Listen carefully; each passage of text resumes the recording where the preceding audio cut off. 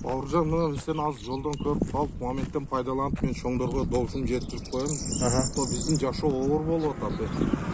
Нерді тарсаң, нерчи лотоктон аяк уже Тажикстан болып есептеп атат да олар. Лотокко түшөдүчү.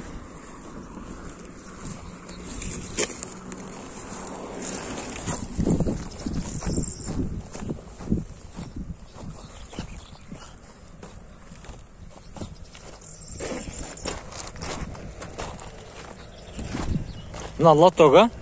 Шу лоток. Az мынаудан бияғы полный тажиктар елі олған. Мына лотоктон нары елі олған тажиктар, биздики деп. Тажиктар. Как положено, жерге егін егет. Ама жерге азыр біз тұрған жерге бетке құлымдылық туғандар кішкене здания салабыз десе, тажиктар тополон қылып шуну аз салдырбай койдулар. Неге? Биздин жер деп атат да, мынау асфальттан пас жагы биздики деп атат. Асфальттан пас жагы десең, мына жерде бир жигде турат. Мындан бuyagыны биздин кыргыздар экен. Az tacikler eli olar. Asfalttan pas жагы биздики. Мәтке кулундук тугандар здания салайса, ушун салдырбай карам чачып чыгады. А мына жерде үйлөр бар. Бетте мен классташ балдарым как положено биздин айлгар окуп 11-ди бүткөн ушул жерде. А кече тополоңдо мына поляда смело тажик солдаттар жүрөт, гранатометти көтөрүпчү. Машиналар келип кайтты. А биз жолдон токтоп сурадык. Эмне болду десек, айттыки, биякта тажиктер жолду ээлеп алып турду. Мен бир досум менен келдим ушул жерге. Келсем, поляда как положено тажиктин солдаттары жүрөт. Гранатомет тилген. 30 чакта мындай жерге тыттардын арасына танкасын коюп коюптур. Ама экинчи үйгө полный даярланган тажиктерчи. Автоматтар менен 40 чакта солдат жүрөт ушул жерде. Негизи мен досторум ушул жерден мына коммунизм айлгар окуп жүргөн да. 11-жи ушул жерде бүткөн ушулар. Az hem biyak Tacikistan'a ötüp ketdi deyip. Az bizim жашоо вообще коркунучтуу да bu yerdечи. А кече бардыгы качты. Бизге окшогон жаштар калды мына жерде. А если бу жерден булса, колсонун жогору жагында снайпер стоп койду dedi. Бизге вообще выход жок да качканда. Именно ошол жер талаш болуп атканда Баткенден чоңдор келди.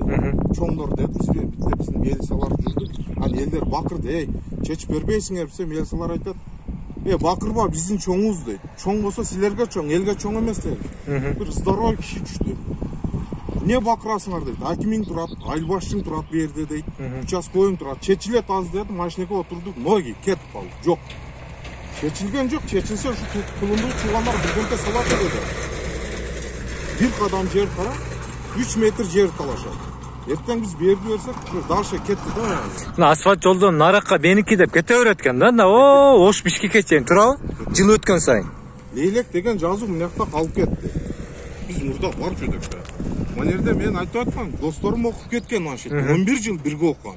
Азыр жок, экинчи үйгө чейин тажиктер ээлеп алган. Уже бастырып келди, Ооба, кече тополоңду мына жерге келип байой жүрөт мына жерде. Жо, мына жерге, мына Кыргызстан жерине стройка жүргүзөйүн дегенде, мына Баткенден бир ким 1,5 келдиби, мындай чакырдыңарбы? Тажиктер келип алып, мына Кыргызстан жерин эми мына башта лотоктон нар жакта эми жылып отуп лотокко келди. Лотоктон өтүп эми бул жакка чейин.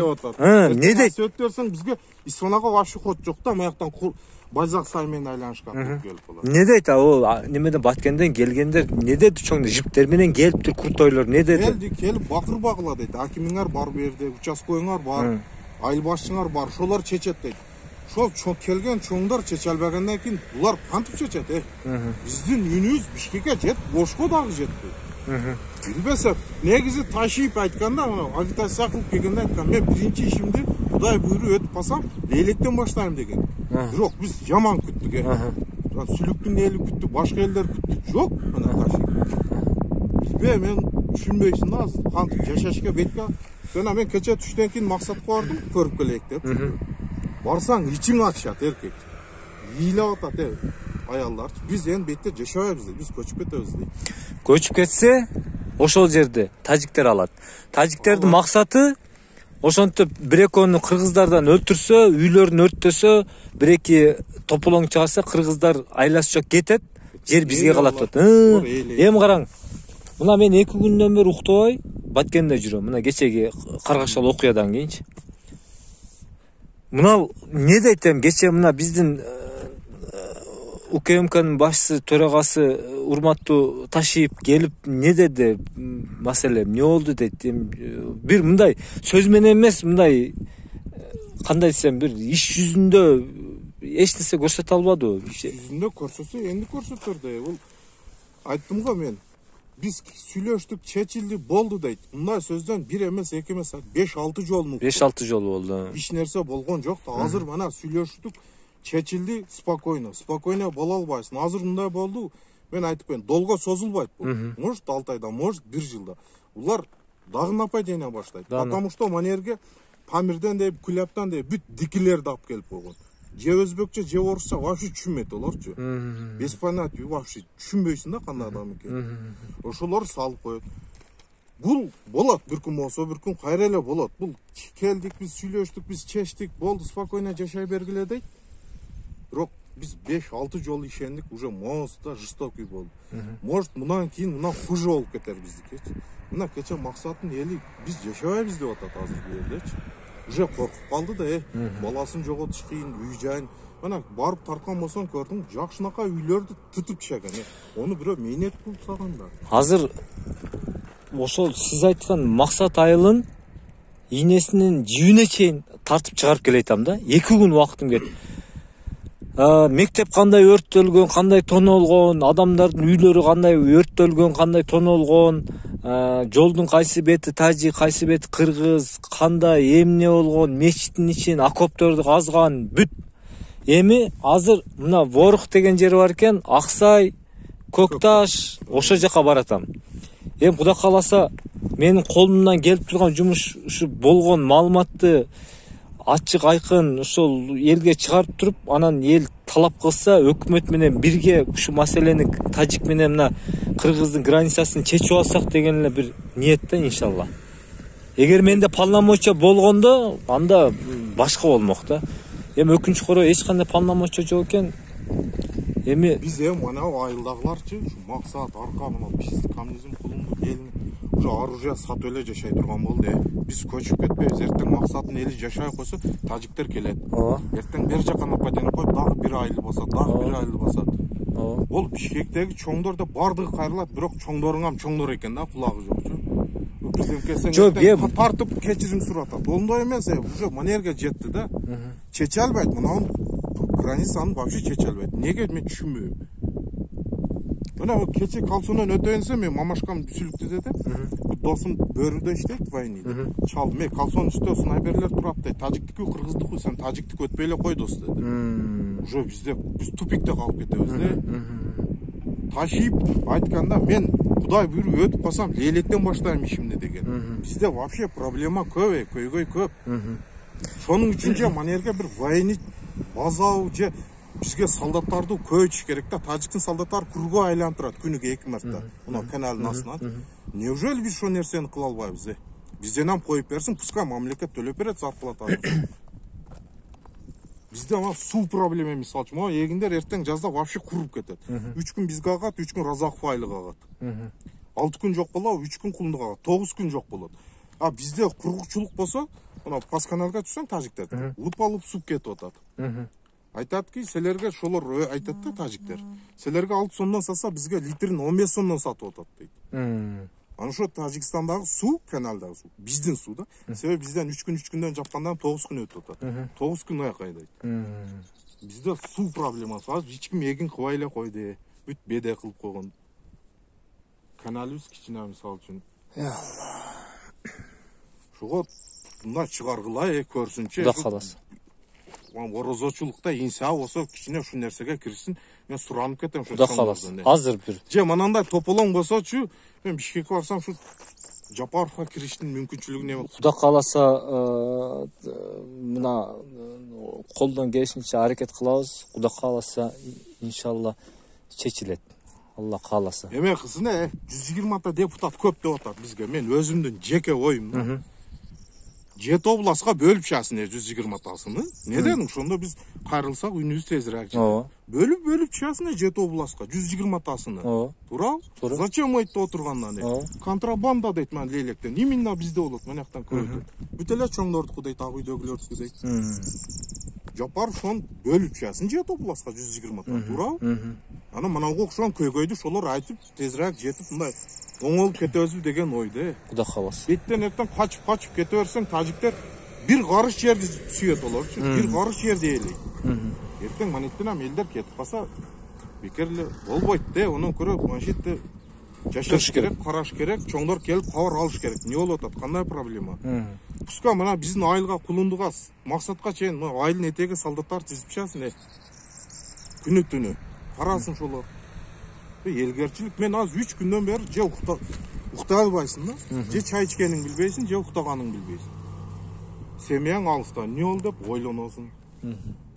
Bizde көп проблема. Şu үйлөрдү кара мына кече айттым го, тажиктер экинчи үйдө полный дээрленип алган. Мына жерде смело жүрөт. Мен бир досум менен өз көзүм менен көрдүм. Биз мына жерден өтөбүз. Азыр эми карасаң, ушул жерди ээлеп атат.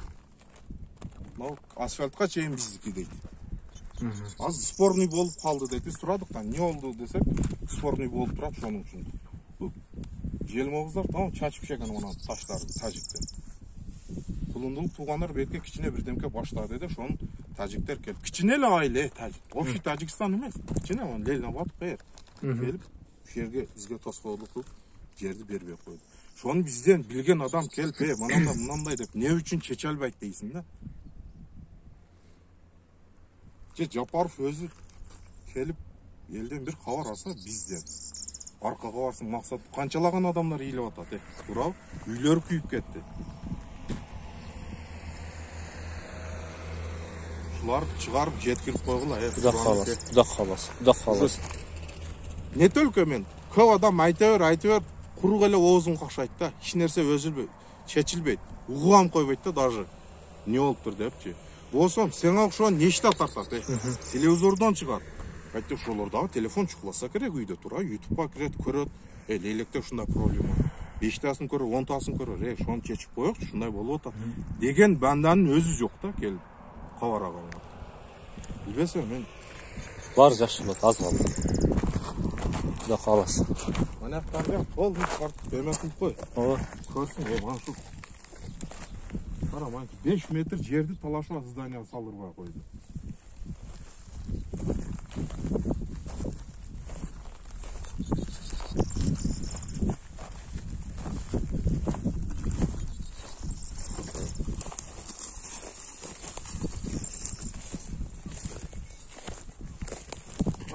Солдаттар ошо байрактын астында турат дейт. Негин биз көрбөдүк го. Кече биякта тажиктин солдаттары смело басып жүргөндө биз өзүнүн солдаттары кайрылсак айтты, биздикилер бар.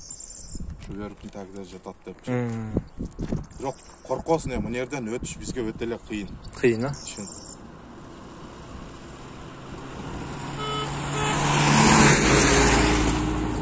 Сүлүктүн балдарым кабар алып кетип атат. Молодец сүлүктүн эле. Шунчалык карап, кийин кечесиге чейин алып барып берди дейт. Ооба. Мына эл өзүн өзү колдоп атат, Ооба. Бизге 120 депутат жардам жок. Бирок кыргыз элиме шүгүр. Ооба. Эл шунчалык. Мына тополоң башталган күнү кызыл белги барды мен сүлүктүгө. Мамашканы чапып кайтсам, молодец сүлүктүн эли. Портер, спринтерлер полный мына бизде Байзаксай деп коет. Арка максатынын адамдары ушу сайга качып чыгыптыр. Молодец сүлүктүн элдер полный ошолор ташып жайлады. Кийин кечек тамак ашыга чейин ушул жака келип элди ташып кетти. Эл өзүгө өзү жардам берип. Бизге чоңдор ям жардам берген жок эч ким. О, сүйлөгөндөр көп укпайт анда олор. Кандай выжданы бар адамдар дейм да. Аз мына бетти тартыңа, асфальтка чейин биздики деп атат. Эртең берге чейин тарттырсаң, мына бияк дальше кетип калат. Муну жогору жактан эч ким сактап калган жок. Биздин манча жашоочу элдер сактап турат мына жердечи границаны. Олорун билет, билсе мын чыкпайт да, мисалы үчүн чоң. Эл эле сактап турат. Бизге окшогон элдер эн айылына башка кетсе, мисалы, тажиктердин бир карыш жерге зары. Дароо эле чыгып келет. Ел сактап турат мына ушунчалык. Чоңдорго көп адам карынды, эч ким укпайт. Көңүл буруп койбойт да, хотя бы келип туруп, элим силер кайрылыпсыңар, кайер не болуп атат? Жок да анда. Көчүп кетсең эйле болот. Карапайым элден айлансын, а? Elime рахмат. Кыргыз эли шунчалык. Мен кече Сүлкүн элге шунчалык разы болуп кеттим. Мен себеби Кызыл Белде турдум да, түнү мамашкам алып барып бүт Сүлкүн эли ташыды ушака. Испанага жайлады, бияка ташыды. Биздин айылдарга эме коюп чыгады. Спринтерлерди. Сүлүктү Испананын эличи. Айткан жайга жеткирип, спринтер ташып чыгып кетип атат. Эл өзүн өзү колдоп, эл өзүн өзү куткарып атат. Кудай кааласа, мына Орозо Рамазанда ооз ачкан сайын такажуттарда дуа кылып атабыз. Ушу мына Баткен элинин көйгөйлүү маселеси, мына граница, чегара маселеси чечилип калсын. Согуш болбосун, эч ким жакын жоготпосун, Кыргызстаныбыз бүтүн болсун, өлкөбүздө тынчтык болсун, береке болсун. Ушундай дуа кылып атабыз. Алла ушундай кадырзат, улук берешен зат дуаларды Рамазан айында өзүнүн уадасы бар го, ооз ачарда эмне сурасаң, кандай дуа кылсаң сөзсүз артка кайтыр кабыл кылам деп. Ушул колдон келишинче дуа кылып атабыз, аракет кылып атабыз. Эми мына жакын аз калды, Кудай кааласа. Бул границанын бүтөт. Четиши кыйын бауыржан. Бул мына тажиктердин несинен таң каласың, несинен коркот, несинен коркот.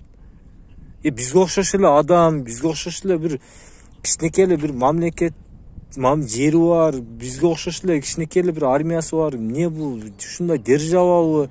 Америка, Россиядан да, Кытайдан күчтүү болуп кеттиби?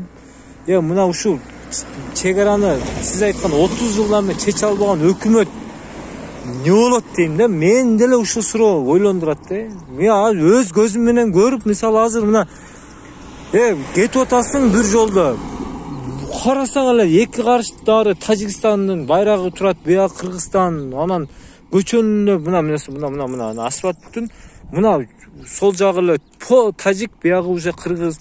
Анан мындай шахмат жолдор бар экен да. Мына жол кетип атасың, түп-түз кетип атасың. Бул мындан өткөн тажиктердики. Адашып оңго солго бурулуп ала турган болсоң, бизде мына аркада ушундай болду го, мал базарга барган балдар адашып салып алып Тажикстан жака. Тажиктер алып туруп кетти го порттер менен, кийин кайра алып чыкты иш тараф деп. Бул тажиктерден несинен коркош? Булар беспредел да. Биздин солдаттар мантип жүрдү, бизге качан приказ келгенде гана атабыз дейт. Буларда беспредел да. Беспредел. Аты берет. Мынакка кокус түшүп кетсең, адашып. Алып кирип кетет, же урат, кайтарып алып чыгат. Булар ушундай беспредел, аты берет. Жогору жактан же уруксат бергенби аты бер деп. Биздикилер кече сурасак, приказды гана күтөбүз. Приказ келсе гана атабыз дейт. Бирок молодец, ошентип приказ менен иш кылып атыптыр. Баягы азыр эми Тажикстан уят болду, Кыргызстан өзүн басып, биз уят болбодук деп атат го. Жакшы түшүнө бербейм, ошентип атат да. Ошо биз өзү сабырдуулук менен Тажикстан уят болуп калды, биз өзүбүздү кармаган үчүн биз уят болгон жокпуз деп атат. Бирок булар беспредел да. Беспредел болсо шетте асфальттын тагында наглый жүрөбү. Гранатометин көтөрүп алган. Кече тополоңдочу. Бияктан өткөн машинам коркот да, бир атабыз деп. Түнү анан уже WhatsApp'тан келди. Айылдан чыкканды эмес, айылга кирген машинды тажиктер мынаяктан туруп одиночка менен эки жолу атты деп бир бала сүйлөптүр. Ким экенин билбейм, WhatsApp'тан ошентип келди. Мына жерде наглый жүрөт поляда солдаттар, тажик солдаттар. Азыр ошо мына катар үйлөр ham полный Тажикстанга өтүп кетти. Смело ээлеп кече ошол жерде жайланып жүрөт тажиктер. Мына тушубузга азыр асфальттан мына түшсөң карашы. Тушубузга уже ворота коюп тажиктер байрагын илип койгон. Мурда биякта эмес эле напасы. Az сүйлөсөң айтат да көргөндөр жок. Мына биз мына байрак турат го. Ошону мына лоток түгүнө илсе болбойбу, асса болбойбу? Мына айтам да, мына ушундай жерде эмне кеме жок. Калса жакта мындай жер көбө. Кулунда айыл өкмөтү жаңы жол салган жака Кулунда айыл өкмөтү деп жазуу жылдырып койду.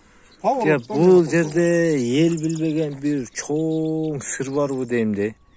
Şu өкмөттүн тили өтпөгөн, жалдырап, бир границаны чече албаган өкмөт, мамлекет.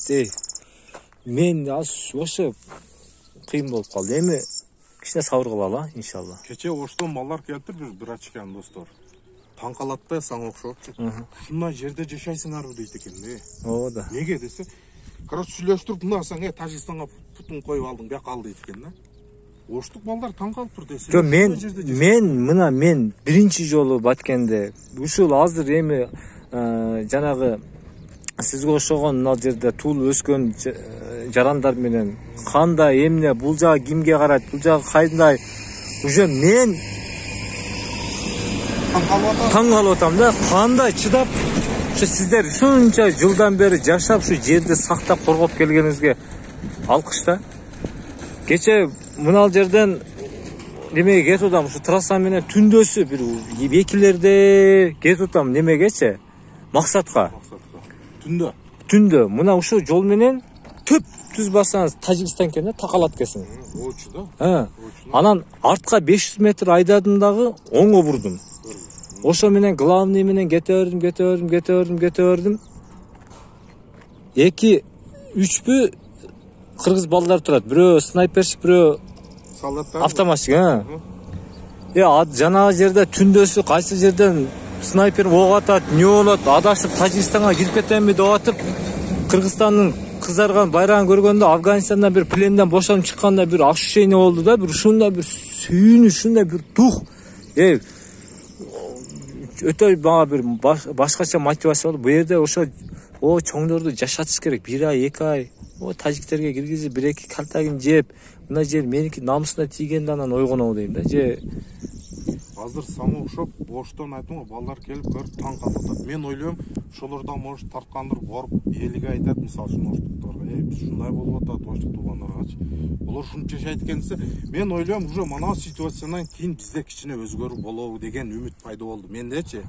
Себеби бизде көп жабыркады да. Оштук балдар келип Таластан келди дейт, балдар мен го көрбөдүм. Нарындан келди дейт, сен келип атасың.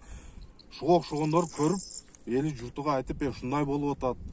Лейлектик туугандар кыйын абалда жашайт экен десе, кичине өзгөрүү пайда болобу деген үмүт болуп атат мендечи азыр. Кудай калса баары жакшы болот. Сизге Алла разы болсун. Иншалла баары жакшы. Дуа кыла берели. Чыдабай кетесиң да, просто сүйлөгүң келбейт, просто барсаң киргизебейт мисалы үчүн. Бетте акимиңем же үнүңдү укпайт сүйлөсөңчү. Мен Талант Мамутовго кирип чыктым ак үйгөчү. Камера менен киргизбеди. Неге камера менен киргизбеди айтайынбы? Ушунча болуп калды. Ак үйгө кирдим. Ак үйгө кирсем, жанагы кофеси, чайы, таттуу конфети, отурган диван креслосу, кабинетинин эми укмуш да жомоктогудай. Галерея. Эгер мен камера менен киргенде де булардын бардыгын тартмакмын десем, биз ошону билип туруп камерача киргиздик деп тамашага салып күлөт. Анан мен бир орчунду бир 2-3 маселе менен бардым, ошолорго бир жооп алып алайын деп, интервью алайын деп попытка болду, аракет кылдым, болбоду. Ол балык башынан сасыйт деп бир болсо ошол жактан өлгөн да. Мен жеке оюм да.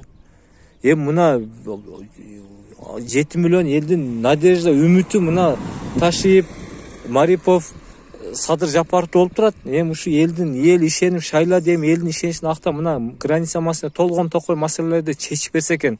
Керек болсо биз даярбыз кызматкачы. Иншалла даярбыз. Атышып, кыскасы даярбыз да кызматка. Кандай кызмат керек болсо. Ошол тууган. Алла разы болсун. Жапаров бөлүп часың, 120 атасынчы, жет областка бөлүп часың. Кудай каласа. Ошондо кичине проблеманы чечип жашаса, бизде мындай болуп атат деп. Иншалла. Ошол деп айтканың менен укпайтам, кубайтам алар эркек. Кудай каласа баары жакшы болот.